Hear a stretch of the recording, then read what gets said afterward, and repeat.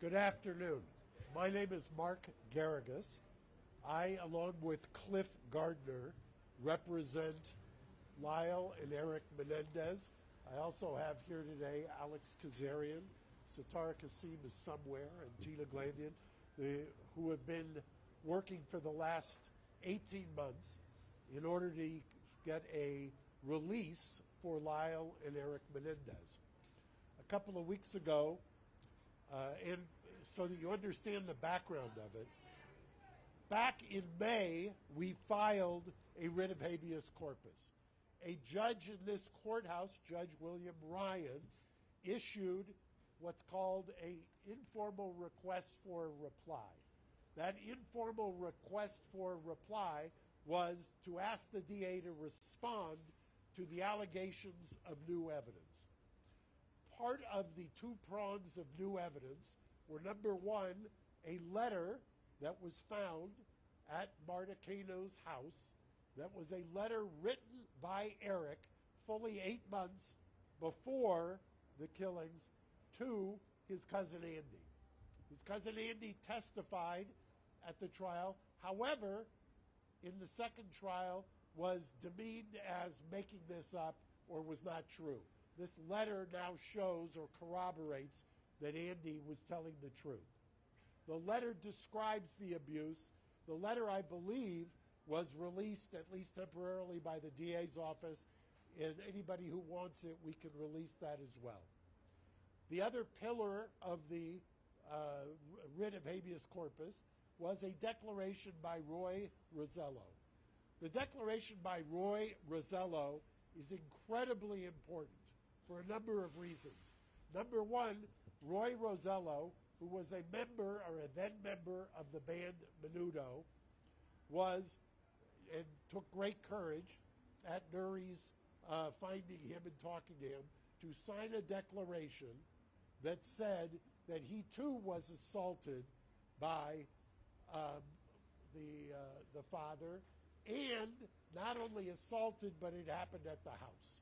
The reason that's important is that it corroborates what was testified to in trial number one, and it corroborates the fact that the safe place that Jose thought he had was in the house. It corroborates what the family members said was the very uncomfortable rule in that house, that you could not go down the hallway if Jose was with one of the boys. That was the ground upon which he prayed. We have those two items. Now, there is a separate track. About 3 months ago, we sent a petition, and mind you, the DA's office, there's been those who have said, well, this is election nearing, blah, blah, blah. We filed this, and the DA has been, Mr. Gascon's office, has been engaged with us productively, strongly, for well over a year.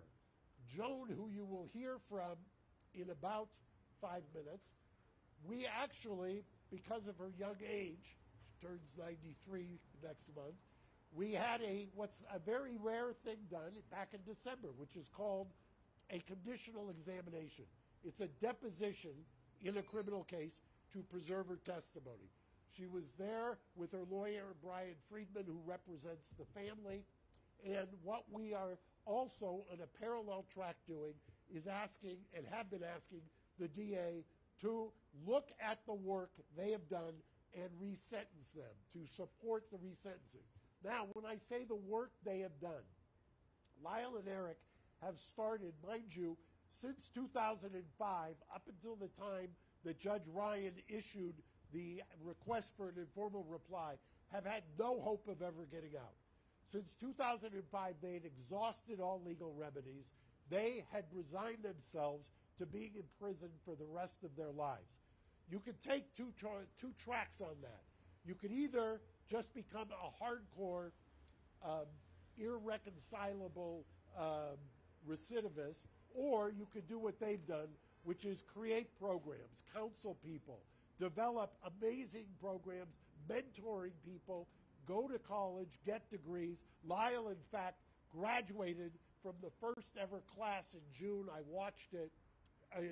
of a combination of UCI along with the Department of Corrections, the first class, Mr. Fredman and I were there, of 22 prisoners who got their BA degree while in prison, and a bunch of them life without parole.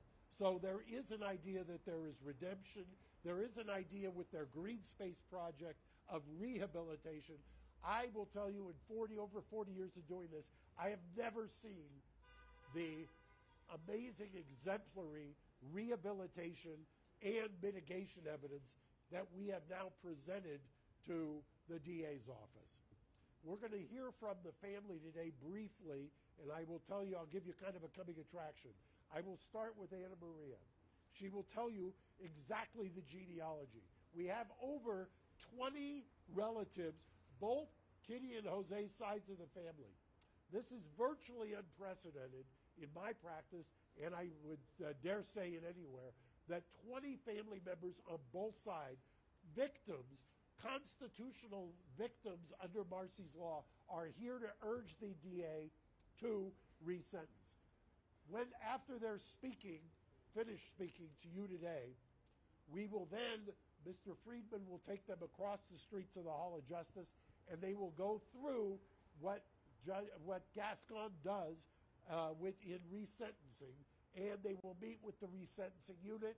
They will, under the California Constitution, Marcy's law, they will voice their opinion on why they believe it's time that these gentlemen come home.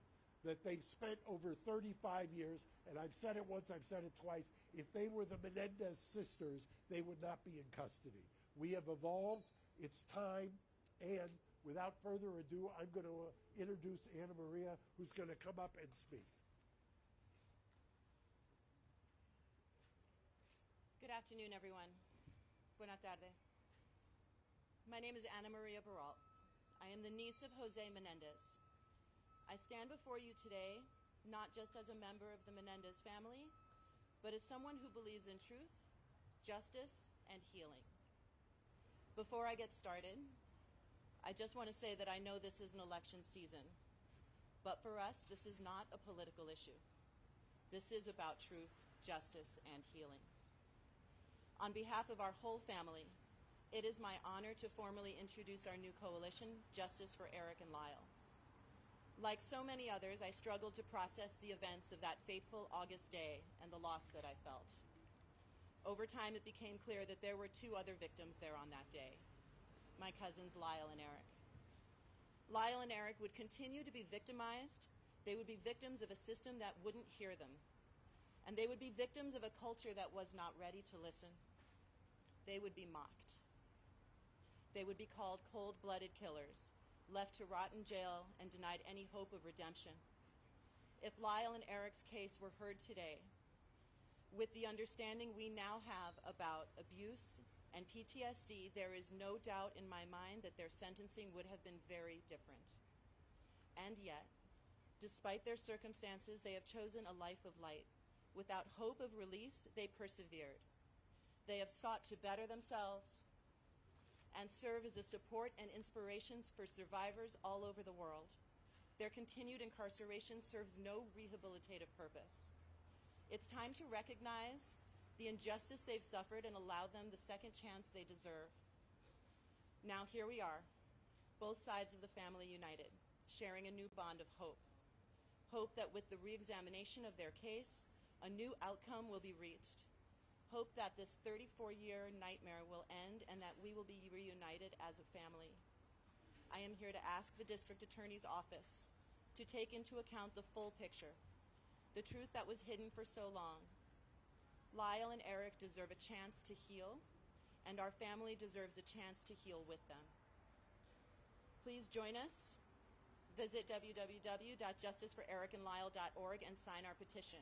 And if you'll indulge me, I have two more statements to read. The first is from my mother, 85 years old, Terry Baral, the sister of Jose Menendez. She can't be with us today due to health challenges, but she sent me this. I'm sorry that I can't be there in person to support my nephews, Lyle and Eric. I begin chemo soon and my doctor says no flights. I need to be strong. I wish to make it clear that I stand firmly with this family. I am Lyle's godmother, and I love them both very, very much. My nephews have spent 3 decades in prison helping others. I have seen great growth in them. Even the law enforcement supervisors and corrections have written letters to the court asking for their resentencing and release. Millions across this country agree. I implore the district attorney's office to end our prolonged suffering and release Lyle and Eric back to our family. 35 years is such a long time. My prayer is that I live long enough to see my nephews again and to hug them once more. I have another statement, and this is written by a family member of Marta Cano and Andy Cano, that Andy, the one to whom the letter was written. This is written by one of Marta's children. Thank you for giving our family the opportunity to express our thoughts during this pivotal time in Lyle and Eric's case. Our family's tragedy has always been very public and has been extensively covered by many media platforms. Marta and Andy Cano would have wanted to speak today, but unfortunately they are both unable to do so. Marta is in memory care, but she spent decades supporting Lyle and Eric. Sadly, we lost Andy shortly before his 30th birthday, and we miss him every day. Both Marta and Andy deeply loved Lyle and Eric. They both believed in justice, but they also believed in a second chances and forgiveness. It has been 35 years since this happened, and we feel enough penance has been paid. It is time for them to be released and for all of us to move on and continue healing as a family.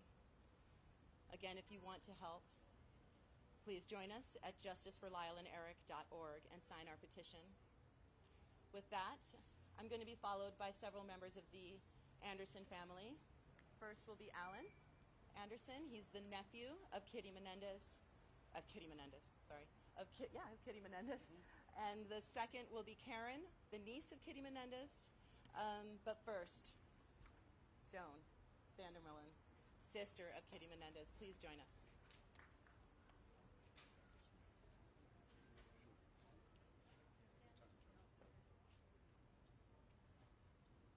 Soldiers, thank you. Come right here, Bernie. Not very much space for paper, is there? You want the glasses on? They're not even mine, but yes. Okay. They match the top. Okay. Please know that I'm nervous and full of emotions. I never thought this day would come. I am Kitty's sister. I stand here today with a heavy heart and also with hope and justice and understanding. We have received such an outpouring support in recent weeks, which led us to launch this formal initiative. For many years, I struggled with terms with what happened to my sister's family. It was a nightmare none of us could have imagined. But as details of Lyle and Eric's abuse came to light, it became clear that their actions, while tragic, were the desperate response of 2 boys trying to survive the unspeakable cruelty of their father. As their aunt, I had no idea of the extent of the abuse they suffered at the hands of my brother-in-law. None of us did. But looking back, I can see the fear and tension that their father had instilled on them. They were just children who could have been protected and were instead brutalized in the most horrific ways.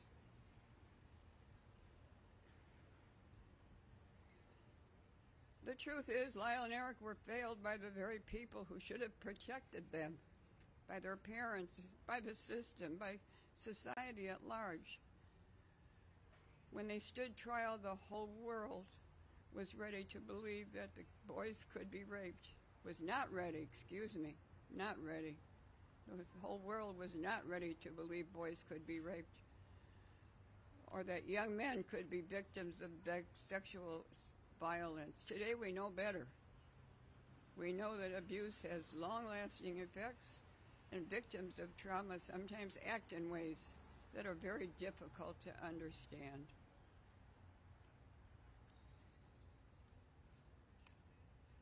In the years since their conviction, society's understanding of sexual abuse and its psychological impact has grown significantly. We understand that a person doesn't need to fit a specific mold, whether it's gender or socioeconomic status, in order to experience abuse.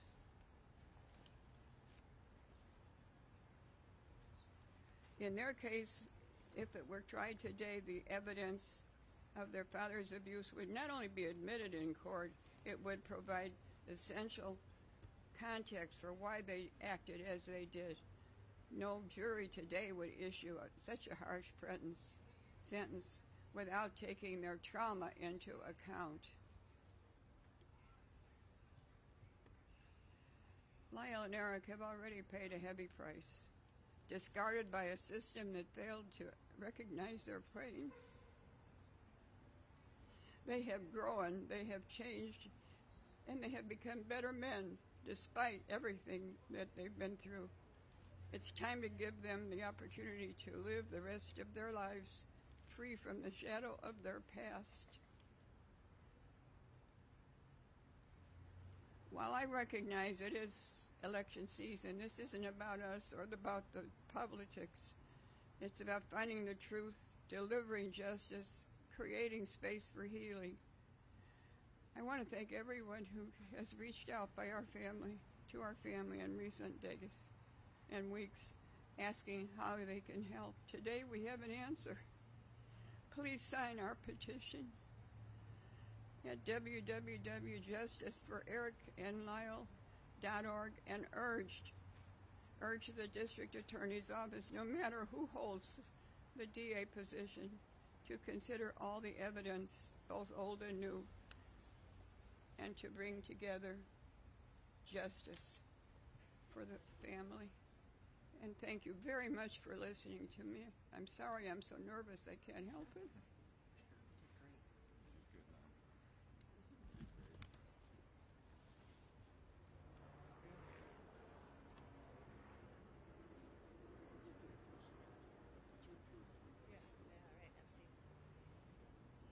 Next, we have Alan Anderson, nephew of Kitty Menendez.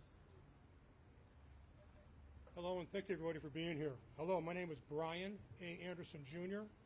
I am the Kitty of Menendez. I'm Kitty Menendez's nephew. I am proud to be a member of this family and to help spearhead this formal effort to organize and galvanize all the support we have received. Together, I believe we can finally bring justice for my cousins, Lyle and Eric. I've known Lyle and Eric my whole life. I can tell you without a doubt that they are not the villains they've been portrayed as. They were boys, young, scared, and abused by their father in ways no child should ever experience. You, the media, focused so much on their actions, but they never were able to tell the full story of their abuse that drove them to such desperate measures. When I think about the pain and suffering they endured, it breaks my heart to know that the system failed them so profoundly. They tried to protect themselves the only way they knew how. But instead of being seen as victims, they were vilified.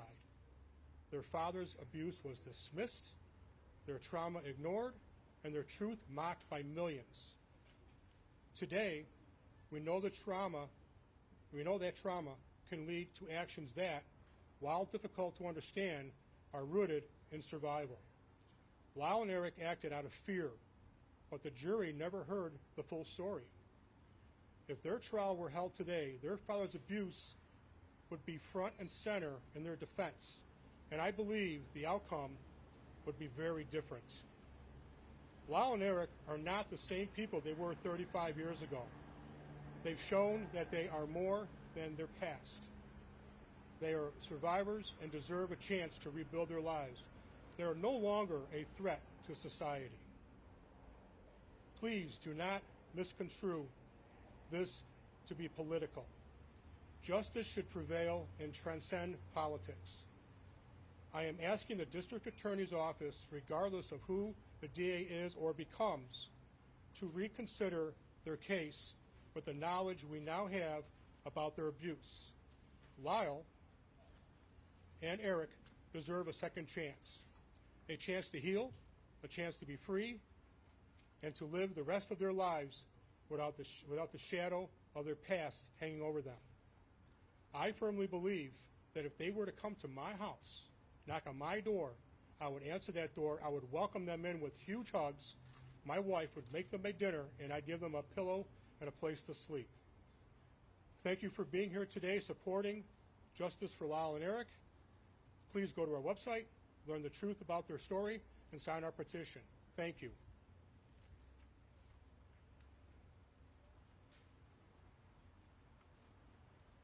Please welcome Karen VanderMullen, niece of Kitty Menendez. Good afternoon. There's a lot of you, and I'm very nervous. My name is Karen VanderMullen Copley. I am Kitty Menendez's niece, and I'm here today speaking out because I have believed for many years that the truth needs to be known about what really happened to my cousins Lyle and Eric. From the beginning, I believed Lyle and Eric were victims of their father's abuse. I grew up knowing and feeling something wasn't right. The feeling in their house and the father-son interactions were just off. But it was not until the first trial that the full horror of what they had to live through came to light. My sister Diane had evidence of their abuse. That was not even allowed to be presented at the trial. I cannot help but think of how things would be different if the world had known the truth back then, or if they had been the Menendez sisters. Adults of abuse have difficulty getting out of their situations, and yet these were two young boys who were never allowed to make decisions on their own. They lived in constant fear and were unable to make any other decisions than the sexual violence that they were taught at the very hands of people who were supposed to love and protect them. Their sometimes misunderstood behaviors were cries for help that many of us wished we had realized and responded to far sooner. What happened is tragic, but I forgive my cousins. I have forgiven them forever because I know they were acting out of fear and desperation. These were children, just 6 and 8 years old, who didn't understand their own bodies. No child should ever have to endure that kind of pain. This abuse trapped them. It was painful and it terrified them. Their father's abuse shattered their lives and the family's lives, and the courts failed them, failed to recognize their trauma, compounding this tragedy. We live in a time now where we understand how abuse can shape a person's actions, male or female. We live in a time now where we understand what trauma does to the brain development of a child. If Lyle and Eric's trial happened today, the outcome would be drastically different. The evidence of their father's abuse would have been a central part of their defense. And it's very likely they would not have received such harsh sentences. Lyle and Eric have spent most of their lives in prison, paying for their actions. During that time, they have become supporters and advocates for children who have suffered sexual violence. I believe they have suffered enough. I ask the district attorneys to take into account the whole truth and nothing but the truth. I believe they have paid for their crimes, and we as a family have all suffered enough. We are here for them and ready to support Eric and Lyle after released. This is a time for truth and justice, and the time for the path to healing. It is time for Eric and Lyle to come home. We are here for them. Please visit our website and sign our petition. We would love nothing more than for our mom to be able to wrap her arms around Eric and Lyle outside prison walls before she is unable to do so. Thank you. Thank you all.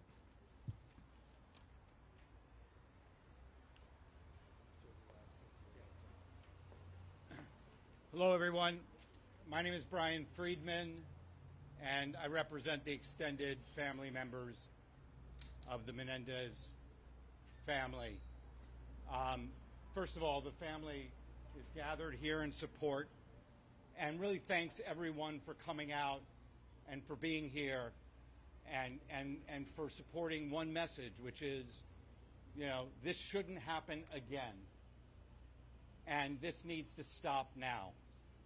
And that what needs to happen is the consideration of second chances, the consideration of the abuse, and changing what we know in our society to be wrong, and we know in our society to give people second chances. The family's here united.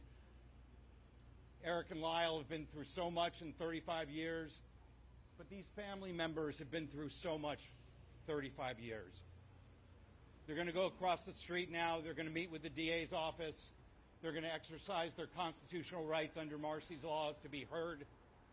And they would respect and ask if they could make that journey peacefully so that they can share their truth, desires, and honesty with the DA's office.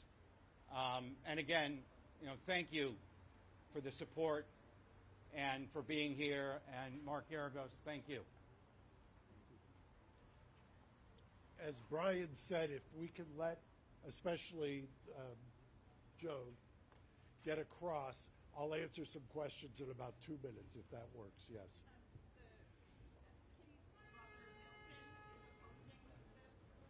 Yeah, I'll speak to that in just 1 minute. If you wait just 2 minutes, we have stuff to talk about there.